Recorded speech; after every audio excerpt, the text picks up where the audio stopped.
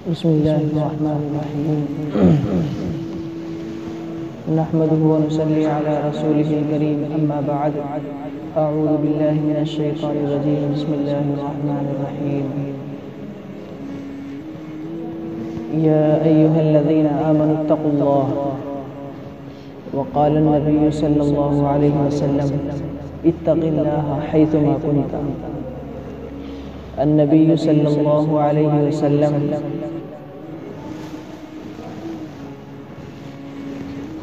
المسلم من سلم المسلمون من لسانه ويده النبي صلى الله عليه وسلم الشريح الخزاعي رضي الله تعالى عنه قال قال رسول الله صلى الله عليه وسلم والله لا يؤمن والله لا يؤمن والله لا يؤمن قيل ومن يا رسول الله جارہ بوائقہ. اللہ تبارک و تعالیٰ کا بہت بڑا احسان اور کرم ہوا کہ اس نے ہم سب کو عشاء کی نماز باجماعت پڑھنے کی توفیق عطا فرمائی، اور یہ نماز کا پڑھنا بہت بڑی نعمت ہے. جن لوگوں نے یہ نماز نہیں پڑھی گویا کہ اللہ رب العزت نے ان کو اپنے سامنے جھکنے کی توفیق نہیں عطا فرمائی. یاد رکھیے، پہلی بات تو یہ ہے کہ عشاء کی نماز کا پڑھنا، کہ عشاء کی نماز ہی نہیں کوئی بھی آپ نماز لے لیجئے، اگر ہم نمازیں پڑھتے ہیں تو یہ سمجھیے کہ اللہ کا ہم پر بہت بڑا احسان ہے، اور اللہ تعالیٰ نے ہم کو اپنے سامنے جھکنے کی توفیق عطا فرمائی.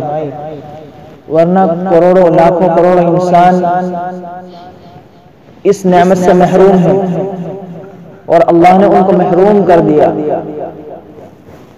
اس لیے شیخ سعدی نے کہا منت منے کی خدمت سلطان ہمیں کنی، احسان مت جتلا کے بادشاہ کی خدمت کرتا ہے تو. منت شناس ازو کے بخدمت بداشتت احسان مان کہ اس نے تجھ کو اپنی خدمت میں رکھا. مطلب یہ ہے کہ ہم نمازیں پڑھتے ہیں، یہ ہمارا اپنا کوئی کمال نہیں ہے. ہم حج کریں، زکوٰۃ دیں، روزے رکھیں، یہ ہمارا اپنا کوئی کمال نہیں. اللہ تعالیٰ نے توفیق دی، اس وجہ سے دین کے کام ہم سے ہو رہے ہیں. ابھی میں نے دیکھا کہ کتنے لوگ نماز میں تھے، مگر کتنے لوگ اب دین کی بات سننے کے لیے بیٹھے. یہ اللہ تعالیٰ کا فضل ہے ہم سب کے اوپر کہ اللہ تعالیٰ نے ہم سب کو دین کی بات سننے اور سنانے کی توفیق عطا فرمائی. اور جو لوگ چلے گئے انہیں اللہ نے توفیق نہیں دی کہ دین کی بات بیٹھ کر کے سنیں. میں اکثر ایک بات کہا کرتا ہوں ہر بیان میں، جب میں نے کہیں بیان کیا ہے، اللہ تعالیٰ کا ایک تو احسان ہمارے اوپر ہے ہی کہ اللہ نے ہم کو مسلمان بنایا، اور سب سے بڑی بات یہ ہے کہ دین کا کام اگر کوئی بھی اگر ہم سے ہو رہا ہے تو اس میں اپنے اوپر اپنی ذات کے اوپر دخل مت دو، بلکہ یہ سمجھو کہ اللہ نے ہم سے یہ کام کرایا ہے. اللہ تعالیٰ کو ہماری کون سی ادا پسند آ گئی کہ اللہ نے ہم سے دین کا کام دیا. میں آج دو چیزوں پر کچھ مختصر سی باتیں کروں گا. ایک وہ مسلمانوں کی دین سے بے رغبتی، اور دوسرا مضمون میرا یہ ہے مختصر کہ مسلمان کون ہے. آج کے دور حالات اور دور فتن میں سب سے بڑی بات یہ ہے کہ حقیقت میں کہ مسلمانوں کے اندر سے دین کی اہمیت ختم ہوتی جا رہی ہے. سب سے اہم بات یہ ہے کہ مسلمانوں کے دلوں کے اندر دین کی اہمیت نہیں. کیوں؟ اس لیے مسلمانوں کے اوپر ایسے ایسے حالات ٹوٹ رہے ہیں. اگر اپنے اللہ کو یاد کرنے لگے، تہجد میں آئے اور اللہ کے سامنے روئے اور گڑ گڑائے تو اللہ رب العزت اس کی دعا کو قبول فرمائیں گے، رد نہیں فرمائیں گے. کیونکہ اللہ رب العزت نے قرآن کریم میں ارشاد فرمایا ان الصلاۃ تنہی عن الفحشاء والمنکر، کہ بے شک نماز بے حیائی سے روک دیتی ہے. ایک بندہ بول رہا ہے کہ نماز پڑھ رہا ہے اور اس کی خواہشات یہ بھی ہے کہ میں تمام عیبوں سے میں بچ جاؤں، تمام گناہوں سے اللہ تعالیٰ مجھ کو بچا دے، مجھ سے کوئی گناہ نہ ہو، اس کی خواہش بھی اور نماز بھی پڑھتا ہے۔ مگر جو قرآن کا فیصلہ ہے، قرآن میں اللہ نے خود فرما دیا کہ نماز تو بحق سے روک دے گی خود بخود۔ جب وہ بندہ نماز پڑھتا ہے اور نماز پڑھ رہا ہے تو وہ گناہ بھی کرتا ہے اور نماز بھی پڑھ رہا ہے۔ جب وہ نماز پڑھتا رہے گا تو خود اللہ تعالیٰ اس کے دل کے اندر بات ڈال دیں گے، خود اپنے دل میں سوچے گا یار تو نماز بھی پڑھ رہا ہے اور پھر تو گناہ کر رہا ہے، تو اسے یہ گناہ کرتے کرتے خود شرم آ جائے گی اور وہ سوچنے لگے گا کہ نہیں بھائی اب میں گناہ نہیں کروں گا۔ حضرت ہمارے شیخ حضرت مولانا مفتی محمد امجد صاحب دامت برکاتہم ادام اللہ فیوزہم وہ فرماتے ہیں کہ دنیا کے اندر دو چیزوں کا قتل ہوتا ہے، ایک انسان کا قتل ہوتا ہے اور ایک نفس کا قتل ہوتا ہے۔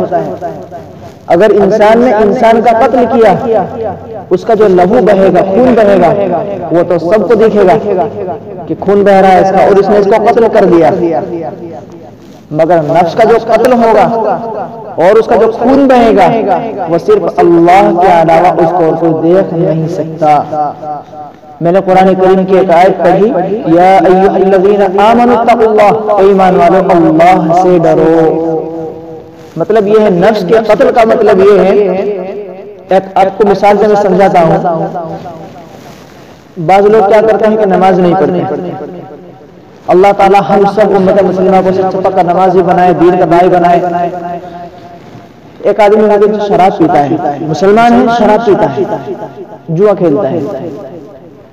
دیکھو ایک بات اور یاد رکھنا، میں بات روکتے ہوئے ایک بات بتلا دوں، اللہ تعالیٰ جس بندے کو اپنا بنانا چاہتے ہیں تو اس کے دل میں القا فرما دیتے ہیں، پھر ہر گناہ کو برا سمجھنے لگتا ہے اور پھر توبہ کر لیتا ہے اور پھر اللہ تعالیٰ کے سامنے گڑ گڑانے لگتا ہے، اور یہ گڑ گڑانا اور رونا یہ اللہ کو بہت پسند ہے۔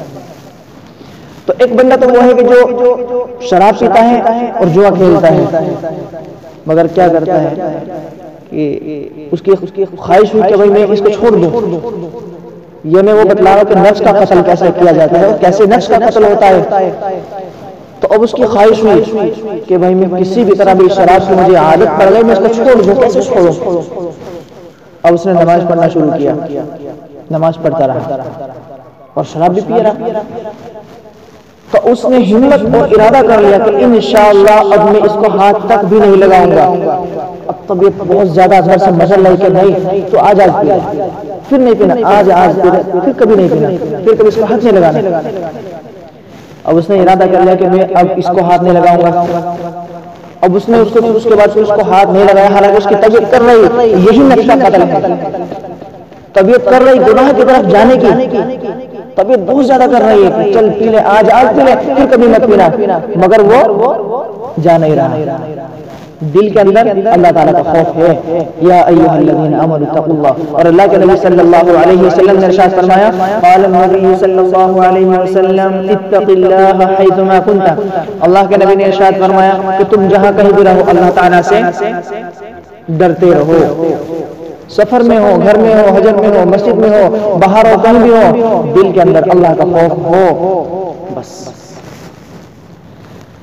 تو یہی نفس کا قتل ہے، جب انسان اس چیز کو مطلب یہ ہے کہ بری واہیات سے، جناب سے پرہیز کرنے لگے گا اور اللہ تعالیٰ کے سامنے گریانے لگے گا، تو ہو سکتا ہے اللہ تعالیٰ اس کی تمام دعائیں بھی قبول کر لے، کیونکہ شیطان گناہوں کی طرف زیادہ رغبت دلاتا ہے۔ اللہ تعالیٰ نے 16 پارہ عالم کے بارے میں اللہ نے ارشاد فرمایا، الم تر انا ارسلنا الشیاطین علی الکافرین تعزهم عزا، کہ بے شک ہم نے شیطان کو کافروں پر بھیجا، تعزهم عزا، وہ ان کو ابھارتا رہتا ہے۔ اب یہاں مسلمان کو دیکھیں اور غیر مسلم کو دیکھیں، شیطان آتا ہے، شیطان تو ہر انسان کے ساتھ میں ہے، نفس و شیطان ہر انسان کے ساتھ میں ہے، وہ غیر مسلم ہو یا مسلمان ہو۔ اب اللہ نے قرآن میں کہا، الم تر انا ارسلنا الشیاطین علی الکافرین تعزهم عزا، ہم نے شیطان کو کافروں پر بھیجا اور وہ ان کو ابھارتا رہتا ہے۔ کس چیز میں ابھارتا رہتا ہے؟ گناہوں سے، گناہوں کی طرف زیادہ مائل کرتا رہتا ہے شیطان ان کو۔ پہلی بات یہ ہے کہ جو کافر ہوگا شیطان آئے گا اس کے دل کے اندر کفر کی اور زیادہ بھڑاس نکالے گا، اور زیادہ اس کے دل کے اندر یہ خواہش ہوگی کہ تو اور بت بنا لے. یہ میں تفصیل بتلا رہا ہوں اس آیت سے کس طرح ہے. اور شیطان آئے گا ان کے دل میں اور زیادہ ان کو مارے گا، اور بت بنائیں گے اور پوجا کرنے لگیں گے، اللہ تعالیٰ کے ساتھ میں شرک کریں گے. حالانکہ شرک کرنا کیا ہے؟ بہت بڑا گناہ ہے. حدیث پاک کے اندر آتا ہے اللہ تعالیٰ قیامت کے دن سب گناہ معاف کر دیں گے اپنی رحمت سے، جس طرح اللہ تعالیٰ فضل فرمائیں گے اللہ تعالیٰ معاف کر دیں گے، مگر شرک کرنے والے کو معاف نہیں کریں گے، اس لیے کہ اللہ کے ساتھ میں کسی اور کو شریک ٹھہراتا ہے. تو اب بہرحال تو جب شیطان ان کو اس طرح سے ابھارتا رہتا ہے تو وہ اللہ تعالیٰ کے ساتھ میں شریک ٹھہراتے ہیں، شریک کر لیتے ہیں. اب آئیے مسلمان پر، شیطان مسلمان کے دل میں بھی وساوس ڈالتا رہتا ہے، ان کے دلوں کے اندر وساوس. عن ابی ہریرہ رضی اللہ تعالی عنہ قال رسول اللہ صلی اللہ علیہ وسلم ان اللہ تجاوز عن امتی ان صدورها فلا تعمل به تتکلم. حضرت ابو ہریرہ رضی اللہ تعالی عنہ فرماتے ہیں اللہ کے نبی صلی اللہ علیہ وسلم نے ارشاد فرمایا اللہ تعالی نے میری امت سے ان وساوس کو معاف کر دیا جو ان کے دلوں کے اندر آتے ہیں، بس ان پر عمل نہ کیا ہو اور نہ ان کو اپنی زبان سے نکالا ہو. تو جب شیطان مسلمان کے دل میں وساوس ڈالتا ہے گناہوں کی طرف مائل کرنے کے لیے، اور چونکہ جو کافر ہوگا اسے تو اسلام کے بارے میں معلوم اگر ہے تو وہ مسلمان ہے نہیں، وہ مسلمان تو نہیں ہوگا، مگر اللہ اگر ہدایت دے تو مسلمان ہو جائے گا، اللہ تعالیٰ کے لیے کوئی مشکل نہیں ہے. تو وہ کفر و شرک کی طرف اور زیادہ آئے گا، شیطان کا اس کے اوپر بہت زیادہ اثر پڑے گا. اسی طریقے سے مسلمان کے دل کے اندر اگر شیطان وساوس ڈالتا ہے گناہوں کے تو کچھ نہ کچھ اس کے دل کے اندر اللہ کا خوف آ جائے گا، اور شیطان مسلمان کے اوپر اثر تو ہوگا مگر اتنا اثر نہیں ہوگا جتنا کہ کافر کے اوپر اثر ہوتا ہے. تو اس کے دل کے اندر وساوس تو ہوگا مگر دل کے اندر تھوڑا بہت اگر وہ گناہ کر بھی لے گا تو اسے ندامت و شرمندگی ہوگی. اگر اس نے گناہ کر بھی لیا تو اسے اپنے اوپر ندامت و شرمندگی ہوگی، اب تو نے کیا کر لیا، یہ تجھے گناہ نہیں کرنا چاہیے تھا، اب یہ تو نے گناہ کر لیا. یہ جو میں نے حدیث پڑھی ہے حضرت ابو ہریرہ کی، اس حدیث کے اندر جو وساوس کے بارے میں اللہ کے نبی صلی اللہ علیہ وسلم نے ارشاد فرمایا کہ شیطان تو وساوس ہر شخص کے دل کے اندر ڈالتا ہے، مگر اللہ نے میری امت سے ان وساوس کو معاف کر دیا. ایک مثال کے طور پہ ذہن میں تصور آ رہا ہے، دل کے اندر بات آ رہی ہے. کوئی نوجوان ہے، وہ اس نے ارادہ کیا کہ کل مجھے اپنی گرل فرینڈ سے جا کے ملنا ہے، اس سے باتیں کرنی ہے.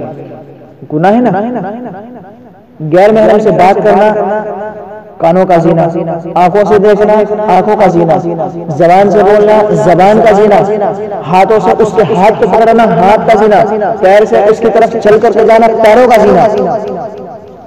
کتنے خطرناک گناہ ہیں، مگر آج حقیقت میں یہ ہے کہ مسلمانوں نے ان کو بالکل سمجھنا چھوڑ دیا. پتہ نہیں کتنے مسلمان آج ایسے ہیں کہ جو غیر محرم سے بات کرتے ہیں، شادی شدہ بھی اور غیر شادی شدہ بھی غیر محرم سے لگے ہوئے ہیں. کوئی واٹس ایپ کے ذریعے چیٹنگ چل رہی ہے، کہیں فون پہ بات چل رہی ہے. یہ سب اگر ہاتھوں سے اگر لکھا گے، میں کتاب میں پڑھ رہا تھا ابھی، اگر ہم نے کسی کو غیر محرم کو اپنے ہاتھ سے اگر خط لکھا تو وہ بھی زنا، وہ ہاتھوں کا زنا ہے، اس تک جو پہنچے گا. تو یہ سارے اسباب یہاں تک کہ بات کرنا، چیٹنگ کرنا، یہ سب کے سب کہاں تک پہنچیں گے؟ یہ آخر میں آ کر کے شیطان گناہوں کے اندر ملوث کر دے گا. تو اس طرح کے دل کے اندر جو وساوس آتے ہیں، کسی کے دل کے اندر وہ خیال آیا مسلمان کے کہ بھائی مجھ کو تو وہاں کل چوری کرنی ہے، صرف وساوس، ابھی اس نے اس کام کو انجام نہیں کیا نہیں، اور نہ اس نے جو اس کے دل کے اندر یہ خیال آیا ہے کسی کے سامنے ظاہر بھی تتکلم، کسی کے سامنے بھی بیان بھی نہیں کیا. تو اللہ کے نبی صلی اللہ علیہ وسلم نے ارشاد فرمایا کہ میری امت سے یہ وساوس معاف ہے جب تک وہ اس پر عمل نہ کر لے یا اس کو اپنی زبان سے ظاہر نہ کر لے. اور حالانکہ ایسے وساوس تو ہمارے دلوں کے اندر پتہ نہیں کتنے گزرتے رہتے ہیں، آتے ہیں وساوس آئے اور چلے گئے، اور بعض دفعہ تو اور ایک چیز اور وساوس آیا، دیکھو یہ تو ایک الگ بات ہے، ایک بہت اہم بات، ایک وساوس ایسا ہوتا ہے دل کے اندر خیال آیا، گناہ کا وساوس دل کے اندر خیال، دیکھو نفس و شیطان لگا ہوا ہے انسان کے ساتھ، تصور کر سکتا ہے، ذہن میں بات آ سکتی ہے، بظاہر انسان اس کو نہ کرے یا اپنی زبان پہ نہ لگے، اس طرح کے وساوس تو اللہ کے نبی نے ارشاد فرمایا کہ اللہ تعالیٰ نے میری امت سے ان وساوس کو معاف کر دیا۔ ایک خیال آیا اور اس نے ارادہ بھی کر لیا کہ انشاءاللہ میں اس کو کروں گا، مگر کیا نہیں، ارادہ کر لیا نہ کرنے کا، مگر کیا نہیں، قیامت میں اس کا پوچھ تاچھ ہوگی، اللہ تعالیٰ اس سے پوچھیں گے کہ تو نے وعدہ کیوں کیا، اگر تجھ کو معلوم تھا، تجھ کو پتا تھا کہ یہ گناہ کا کام ہے اور تم نے پھر اس کا ارادہ کر لیا، تو اس کے بارے میں پوچھ تاچھ ہوگی، اللہ تعالیٰ قیامت کے دن اس کے بارے میں پوچھ تاچھ کریں گے۔ تو اس طرح کے ذہن آج ہمارے بنے ہوئے ہیں اور دین کی طرف سے بے رغبتیں ہو رہی ہیں۔ ایک یہودی کا قول وہ کہتا ہے کہ جس طریقے سے مسلمان آج جمعہ کی نماز میں آتے ہیں، اگر اسی طریقے سے ہر نماز میں مسلمان آئے، اس روئے زمین پر ایک یہودی بھی زندہ نہیں رہ سکتا۔ اور یہ تو حقیقت ہے، اللہ کے نبی صلی اللہ علیہ وسلم نے 1440 سال پہلے حدیث فرمائی، ایک روایت فرمائی، ایک صحابی اللہ کے نبی صلی اللہ علیہ وسلم کے پاس میں آئے اور انہوں نے آ کر کے یہ کہا، وہ صحابی تھے، انہوں نے کہا کہ اللہ کے نبی میرا کاروبار ہے، کپڑوں کا کاروبار ہے، میں روزانہ جاتا ہوں مگر نقصان مجھے ہوتا ہے، اللہ کے نبی چاہتے تو دعا کر دیتے، یا اگر اللہ کے نبی چاہتے تو اس کے لیے کوئی وظیفہ بتلا دیتے، تم یہ وظیفہ پڑھ لو۔ اللہ کے نبی نے نہ دعا کی، نہ ان کو کوئی وظیفہ بتلایا، مگر اب آپ ذرا سوچیں اگر اللہ کے نبی اگر دعا کروا دیتے تو بیڑا پار تھا، ان کے مال میں کوئی برکت ہوتی، یا چلو دعا بھی نہیں کی، اگر وظیفہ ہی بتلا دیتے وہ صحابی پڑھتے تو پھر بھی بیڑا پار تھا، تب بھی اللہ تعالیٰ ان کے مال میں وہ برکت کر دیتے۔ ایسا واقعہ ہوا ہے، وہ واقعہ میں آپ کو بتلاؤں گا، مگر اللہ کے نبی نے کیا کہا ان کو، اعمالکم امالکم، جیسے تمہارے اعمال ہوں گے ویسے تمہارے حاکم ہوں گے۔ یہاں آپ کے ذہن میں جو ایک بات آ سکتی ہے، وہ مجھے ایک سوال کا جواب دیتا ہوں، آپ کے ذہن میں یہ بات آ سکتی ہے کہ وہ تو صحابی تھے یار، وہ تو صحابی تھے، تو آخر اللہ کے نبی نے ان کو ایسی بات کیوں کہی؟ اور صحابی تو اللہ کے نبی کے ایک ایک اشارے پر مر مٹنے والے تھے۔ اصل مطلب یہ ہے کہ اصل ان صحابی کے ذریعے یہ قول اللہ کے نبی کا ہم تک پہنچنا تھا۔ اور آج بتاؤ پوری دنیا کے اندر ظالم بادشاہ بیٹھے ہوئے ہیں یا نہیں بیٹھے ہوئے ہیں؟ اپنے ہندوستان کے اندر دیکھ لو، پچھلے سال برما میں کتنا مسلمانوں کو مارا گیا، کاٹا گیا، وہاں کے حالات دیکھو، اور آج بھی فلسطین کے حالات آپ دیکھ سکتے ہیں، اسرائیل میں دیکھو کس قدر ابھی تکلیف مسلمانوں کو تکلیف میں، کشمیر کے حالات دیکھ لو، اور قریب قریب ہندوستان میں بھی کئی حالات سامنے آنے لگے ہیں۔ وجہ کیا ہے؟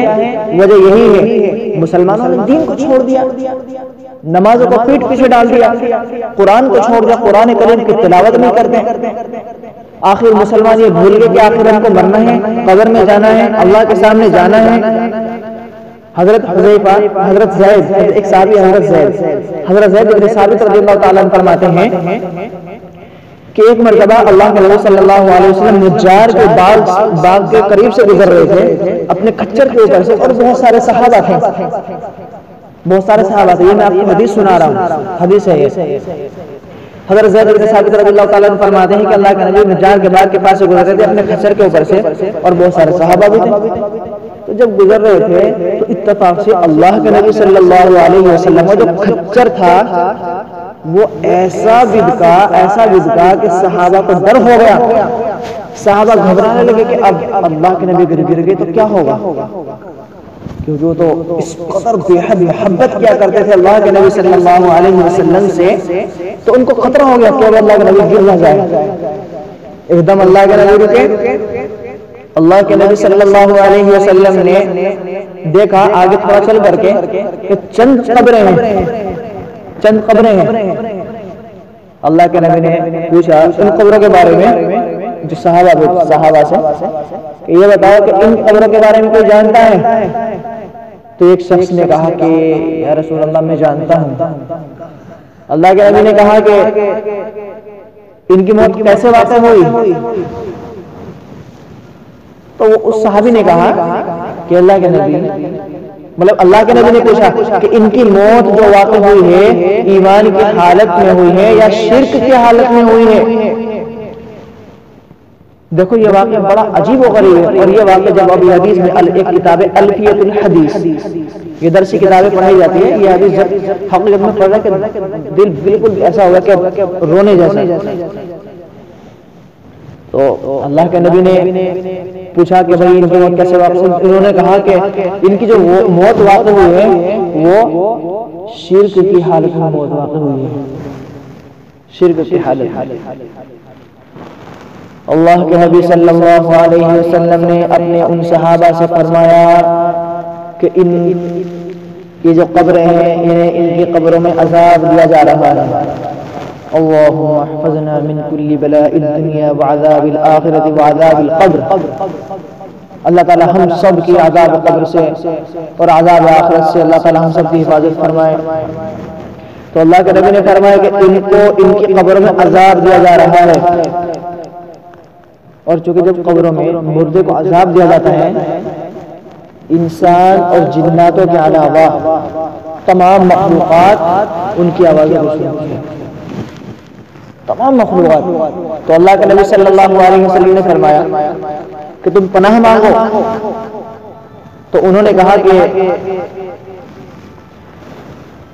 نعوذ باللہ من عذاب القبر، اللہ ہم کو پناہ میں رکھے عذاب قبر سے۔ تو اللہ کے نبی نے فرمایا کہ دور فتن سے بھی پناہ مانگو اللہ سے۔ انہوں نے پھر دور فتن کے حالات سے اللہ سے پناہ مانگی۔ پھر اللہ کے نبی نے کہا کہ عذاب قبر سے بھی پناہ مانگو، انہوں نے عذاب قبر سے پناہ مانگی۔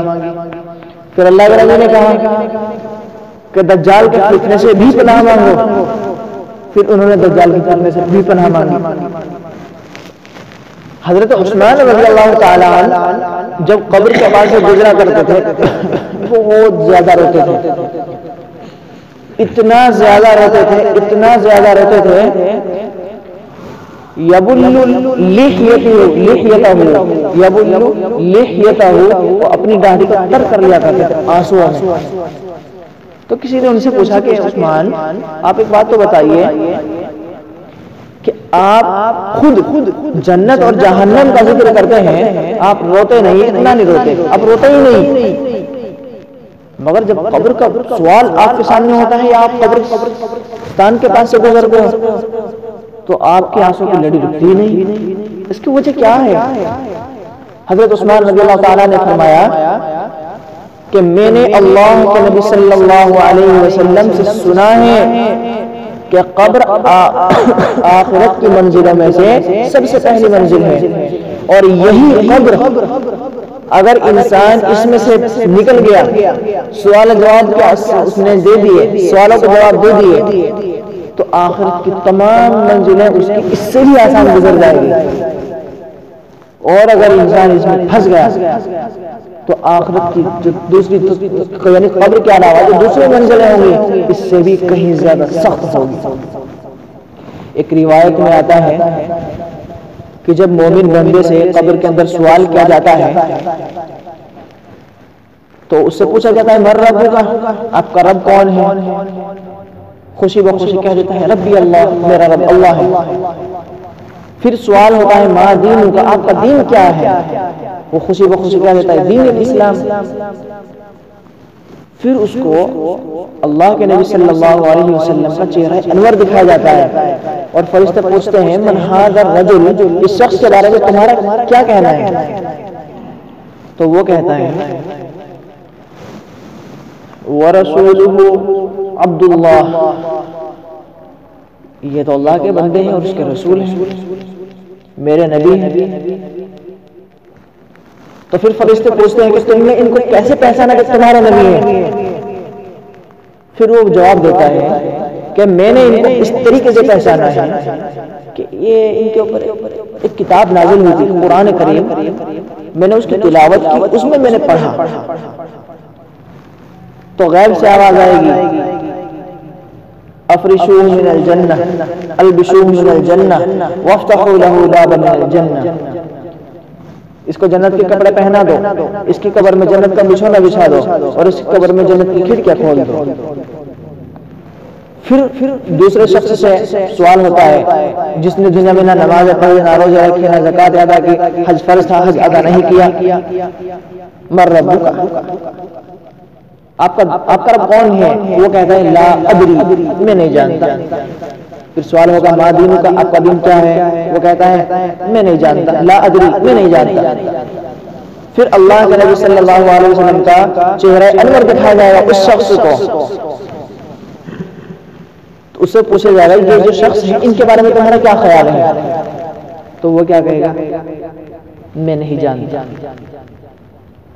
تو پھر فرشتے کہیں گے تم نے دنیا میں پہچانا نہیں، اللہ کا نہیں پہچانا، اللہ تلیتا، تم نے قرآن کریم کی تلاوت نہیں کی دنیا میں۔ ایک دم غیب سے آواز آئی افرشوہ من النار البشوہ من النار وافتحوا له بابا من النار، اس کو جہنم کے کپڑے پہنا دو، اس کی قبر میں جہنم کا بچھونا بچھا دو، اور اس کی قبر میں جہنم کی کھڑکیاں کھول دو۔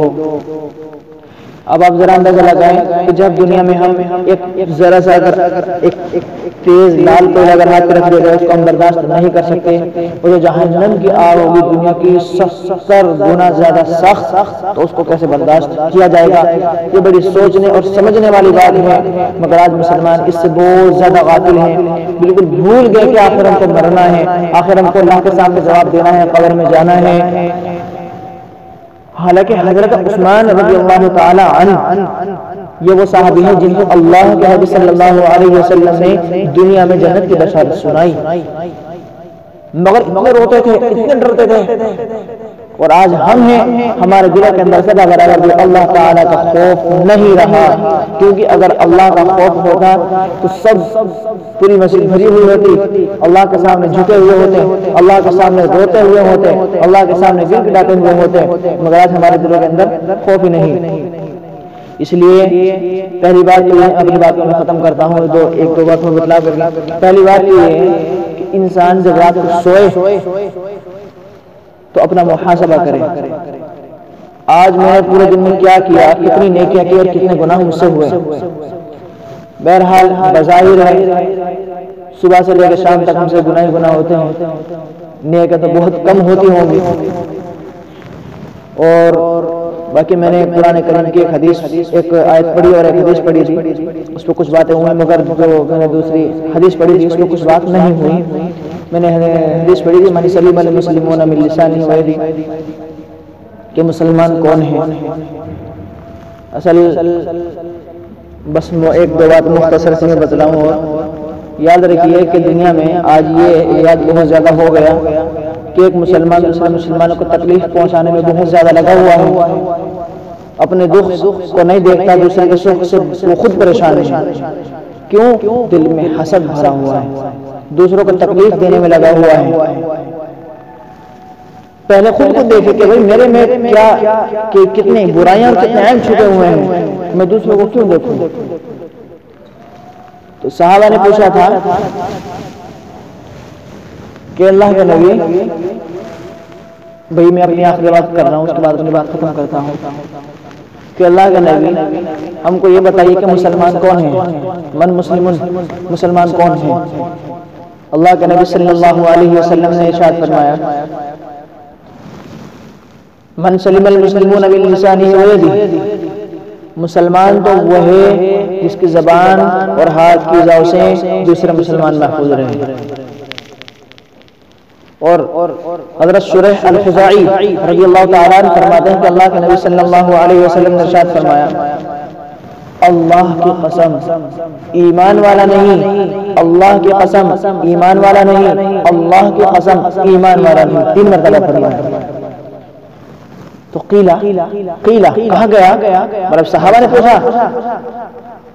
من یا رسول اللہ، کون شخص یا رسول اللہ لا یؤمن ایمان والا نہیں ہے،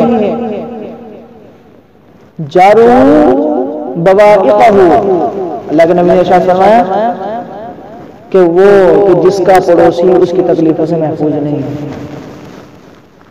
3 مرتبہ فرمایا اللہ کی قسم ایمان والا نہیں۔ اب اپنے ذرا اگر ہم دیکھیں کہ ہماری وجہ سے دوسروں کو کتنی تکلیف ہوتی ہے، تو اللہ کی قسم اگر دل کے اندر خوف اگر ہوگا تو تہجد میں آ جائے گا اور روگا کھڑا ہو کر کے اللہ کے سامنے کہ اللہ میں تو پوری زندگی دوسرے کو تکلیف میں ہی گزار دی۔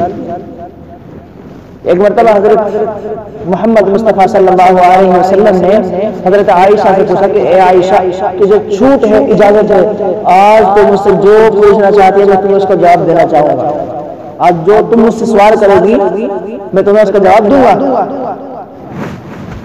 حضرت عائشہ نے کہا کہ اللہ کے نبی کیا میں مشورہ کر سکتی ہوں، کیا میں کسی سے مشورہ کر سکتی ہوں؟ اللہ کے نبی نے کہا چل تجھے یہ بھی اجازت ہے تم مشورہ کر کے مجھ سے سوال کرو۔ حضرت عائشہ اپنے ابا کے پاس آئی، حضرت ابوبکر صدیق رضی اللہ تعالیٰ عنہ کے، تو حضرت ابوبکر صدیق رضی اللہ تعالیٰ عنہ کو یہ سارا واقعہ بتلایا۔ حضرت ابوبکر نے کہا کہ اچھا ایسی بات ہے۔ حضرت ابوبکر رضی اللہ تعالیٰ عنہ نے حضرت عائشہ سے فرمایا کہ یہ پوچھو کہ آپ جب معراج پر گئے تھے اللہ سے باتیں کر رہے تھے، کیونکہ معراج پہ اللہ کے نبی 2 مرتبہ گئے ہیں اپنی پوری زندگی میں، 2 مرتبہ یا 3 مرتبہ، 2 مرتبہ تو پکا ہے کہ 2 مرتبہ معراج پر اللہ کے نبی گئے ہیں۔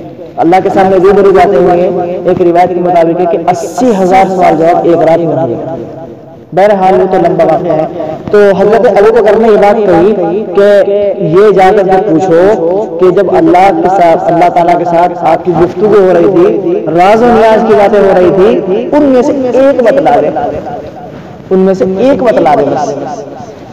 جب حضرت عائشہ گھر پہ آئی اور کہا کہ اللہ کے نبی ایک سوال ہے، اور پوچھا اللہ کے نبی نے کیا؟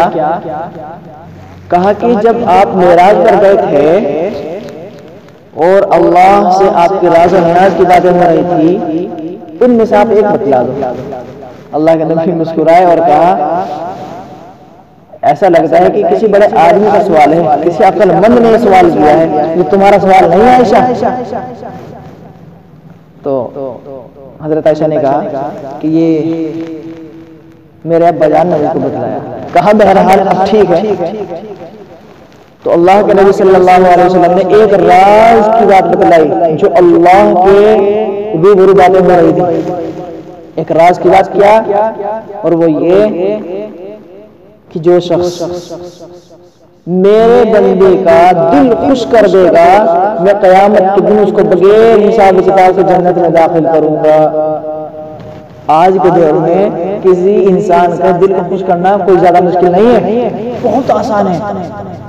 مگر جب حضرت عائشہ اپنے ابا کے پاس آئی حضرت ابوبکر صدیق رضی اللہ تعالیٰ عنہ کے، اور حضرت ابوبکر صدیق رضی اللہ تعالیٰ عنہ کو یہ بات بتلائی، تو حضرت ابوبکر صدیق رضی اللہ تعالیٰ رونے لگ گئے، پہنچ جاتا رونے لگے۔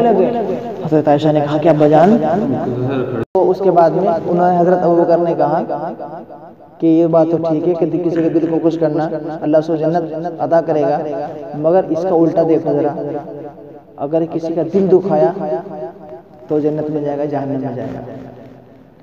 بہرحال باقی میں اپنی بات کو ختم کرتا ہوں، بس دعا کیجیے کہ اللہ تعالی ہم سب کو کہنے سننے سے عمل کی توفیق عطا فرمائے۔